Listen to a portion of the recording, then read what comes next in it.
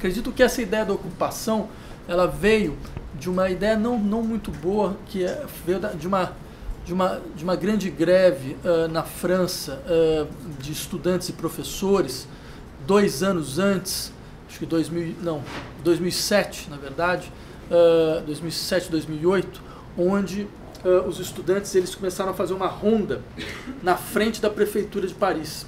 E era uma ronda, ou seja, as pessoas ficavam andando em círculo, mas eles andaram em círculo durante 3 meses. Eles não pararam, ou seja, claro, não eram as mesmas pessoas, né? Mas quer dizer, a mobilização era um pouco dizer, olha, nós estamos numa situação onde a gente está completamente esperando por algum acontecimento. Né? Bem, o que foi interessante nesse processo tunisiano é que quando ele ocorreu, né, um problema logo se colocou, que era o que você faz no dia seguinte.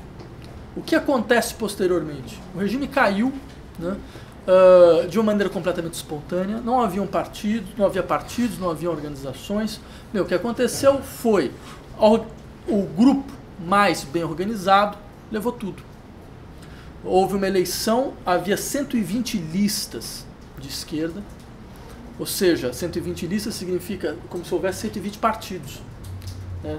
120 listas de esquerda que dispersaram completamente os votos, e o grupo mais organizado, o grupo mais disciplinado, o grupo mais atuante, que é claro, era o Partido Islamista, Nahda, ganhou completamente a eleição, levou praticamente tudo. Então isso serviu de uma certa maneira de um aviso muito interessante, que era, quando um acontecimento ocorre, o primeiro a significar o acontecimento, o primeiro a dizer, afinal de contas, o que aconteceu, é o grupo mais organizado.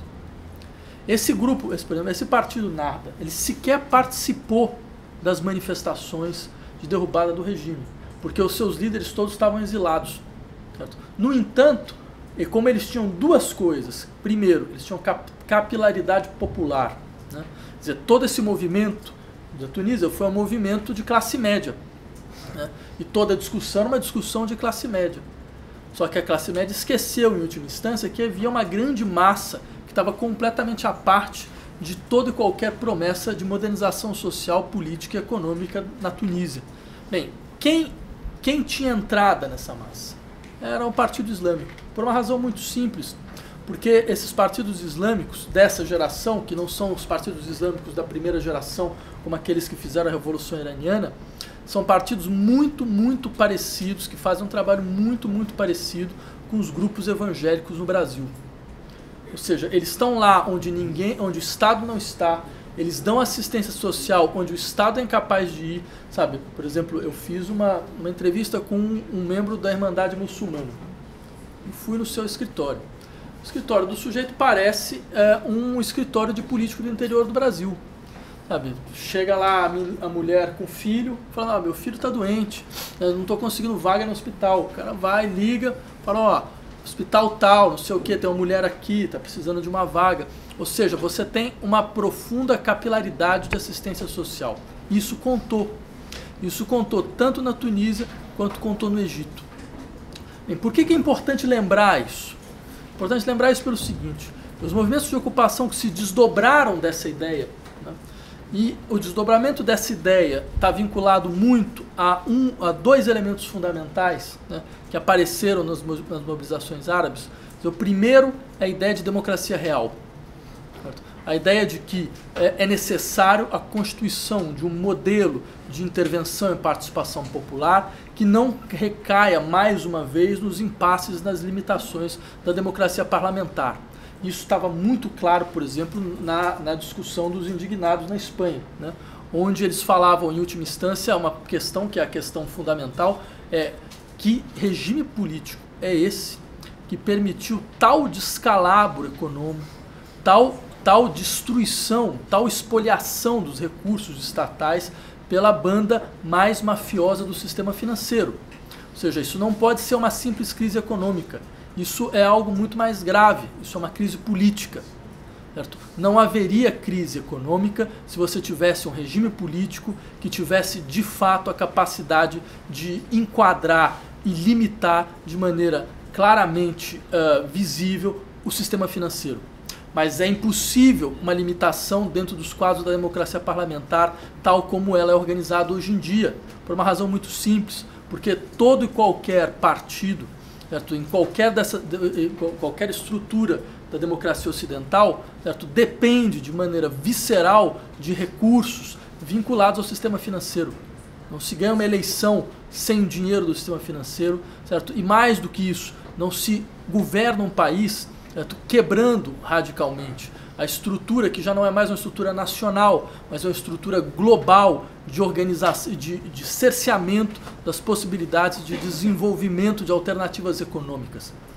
Que o primeiro país, ou um dos primeiros países a entrar em crise, certo? Em 2008 foi a Islândia, né? Que é essa pequena ilha, bem, não tão pequena, certo? Onde até então a gente só lembrava, sei lá, da Bjork e qualquer outra coisa, nada mais do que e dos geysers, né? Bem, a Islândia era um paraíso fiscal, era um paraíso de bancos, né? Bancos islandeses que emprestaram dinheiro para os ingleses, para os holandeses, porque eles abriram filiais na Inglaterra e na Holanda, prometendo juros inacreditáveis e ganhos inacreditáveis. Quando esses bancos quebraram, certo? O que aconteceu? O governo holandês e o governo inglês resolveram cobrar a conta do governo islandês. E o governo islandês estava disposto a pagar a conta. Até porque, entre outras coisas, o governo inglês resolveu utilizar uma lei que havia sido desenvolvida contra terrorismos, contra atos terroristas, ou seja, uma lei de espoliação. Por exemplo, se você tem um grupo terrorista que faz um ato terrorista, certo? E esse grupo ele tem algum vínculo com alguma pessoa que tem alguma conta na Inglaterra, existe uma lei que permite então que o governo inglês pegue o dinheiro. Eles queriam usar isso para o governo islandês. Só que o governo islandês tinha um presidente um pouco mais sensato, que lembrou de um parágrafo da Constituição islandesa que dizia que o presidente tem direito, embora ele não faça parte do poder legislativo, ele tem direito, antes de assinar uma lei, de pegar essa lei e colocar em consulta popular. E quando o parlamento votou o auxílio estatal aos bancos falidos, como fizeram em todos os outros países, como foi feito na Grécia, por exemplo, como foi feito na Itália, como foi feito em vários outros países, bem, ele resolveu colocar para decisão popular. O povo disse não, né? E aí o parlamento entrou em parafuso, né? E o parlamento, esse é um dado fantástico da democracia, quer dizer, o povo, se o povo faz uma escolha errada, você espera o povo acertar. Então, o que eles fizeram, eles votaram mais uma vez.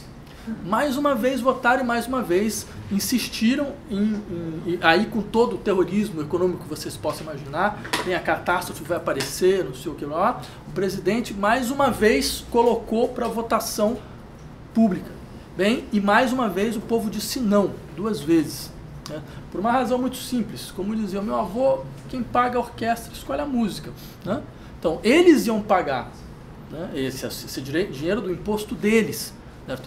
Então, eles tinham todo o direito de decidir, afinal de contas, se eles estavam dispostos a pagar ou não, né? Papandreou, quando foi tentar fazer isso na Grécia, ele foi mandado embora 1 semana depois, certo? Agora, vejam que coisa interessante. Através desse movimento, o que aconteceu? Um dado efetivo de democracia real. Democracia real é a capacidade que a participação popular tem de decidir sobre questões realmente importantes. Certo? Não questões menores ou triviais, mas questões, por exemplo, bem, numa situação de crise econômica, quem paga a conta? E quem paga a conta de quem? Certo? O que vocês vão fazer com o meu dinheiro? O que vocês vão fazer com o meu imposto? Quem decide isso sou eu.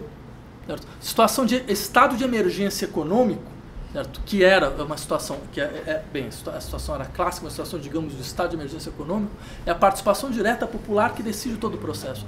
Você politiza a economia, certo? Você dá um caráter extremamente político para as decisões econômicas. E o que aconteceu com a Islândia? Vejam só vocês, ela cresce mais do que todos os outros países que se auto-impuseram através de um masoquismo socioeconômico inacreditável, certo? Todas essas regras draconianas e absurdas, certo? Aí vem todo o lado, acho legal essas palavras, austeridade, né?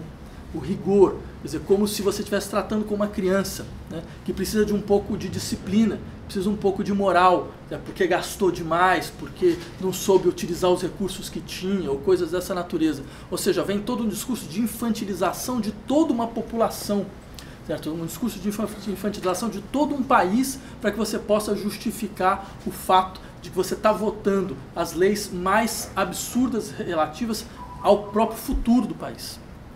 Então, o que aconteceu nesse caso? Algo completamente diferente da situação hoje hegemônica no campo europeu. Né? Simplesmente para lembrar, essa ideia de democracia real, ela vem de fato das discussões da Primavera Árabe. Nós sabemos que é um modelo de organização que se esgotou. Esse modelo de organização era um modelo de organização que se fundamentava em dois polos, né? Pelo menos no campo das esquerdas, que eram os partidos e os sindicatos. Você tinha um modo de articulação entre partidos e sindicatos, certo? Que permitiu as melhores conquistas no campo das esquerdas durante um certo tempo. Certo? A partir de um certo tempo, esse próprio modelo ele se voltou contra si mesmo. Certo? Ele se voltou contra si mesmo em que sentido? No sentido de que os partidos de esquerda, como por exemplo os partidos social-democratas, os partidos comunistas e também os partidos verdes, que já são uma outra geração, eles começaram a ser os fiadores do processo de desmonte dos direitos trabalhistas adquiridos em lutas sociais de décadas. Certo? Então, por exemplo, quem desmontou o sistema social alemão foi o SPD, junto com o Partido Verde no governo do Schröder, do Gerhard Schröder. Né? Bem, quem aplicou todos os programas mais absurdos econômicos na Espanha e na Grécia foi o PASOK e o Partido Socialista Operário Espanhol. Ou seja, isso simplesmente demonstrava o quê? Demonstrava que eles já não serviam mais para nada. Que eles já não tinham mais função. Que a função deles havia acabado. Que o processo histórico deles havia se terminado de uma maneira brutal. Certo? E ainda mais brutal porque no campo das esquerdas ou você tinha esses grandes partidos ou uma série de micropartidos que nunca conseguiam sair de um raquitismo eleitoral completamente absurdo, ou seja, partidos que tiravam 0,5%, 1%, então você tinha aquela coisa. Minha mãe costumava dizer que existem 3 grandes grupos que funcionam por si paridade. Né? Primeiro são igrejas protestantes, né? Segundo são grupos de psicanálise lacanianos. E o terceiro são partidos de extrema esquerda. Certo? Então você tem lá 5 partidos, 7 partidos de extrema esquerda, juntos eles dão 3% e cada um tem 0,5%. Certo? Então, quer dizer, essa situação que é uma situação calamitosa, certo? Ela coloca uma questão bastante interessante, porque nós sabemos que esses modelos acabaram. Assim como nós percebemos que a capacidade que os sindicatos tinham de realmente defender o setor mais vulnerável da classe trabalhadora, pelo menos por exemplo, no caso europeu, tinha acabado. Porque o setor mais vulnerável da classe trabalhadora são os imigrantes.